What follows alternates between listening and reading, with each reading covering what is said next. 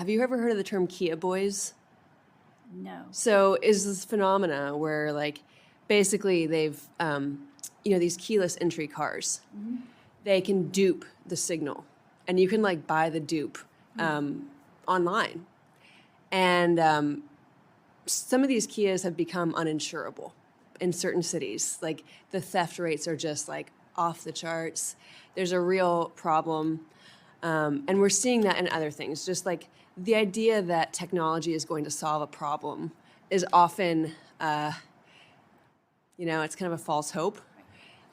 So this is kind of intersecting with another issue, which is I live in a really rural community. We are losing our pharmacies hand over fist. And so more and more, and we're an older population. So we have more and more people who are getting their prescriptions through the mail.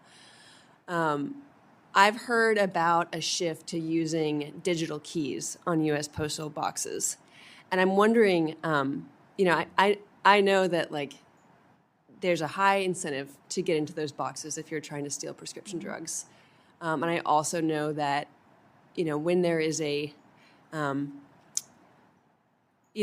now I know if you get one key, you get a certain set of boxes. If you get the digital key, I'm just wondering what you have learned in the implementation of these digital key systems, what the capacity is for shifting to a dual, analog and digital, what you're hearing. Mm-hmm.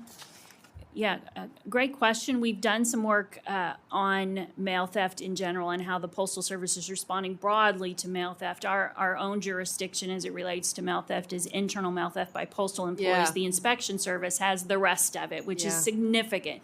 And so we've done a lot of work in different areas of the country to look at how they're rolling out some of the keys that you're talking about. I think there's multiple different solutions there. And I think some of them are more two-factor authenticated, multi-factor authenticated than others. And so we're looking at that in some of our audit work. I don't know specifically what we found, or I don't believe we found any of that duplication that you're talking about yet, but I could see it as a potential problem and something that we will be looking at as we move forward and as they roll out different technologies in that space. It's like once you reach a certain scale, there's such a strong incentive for criminal actors.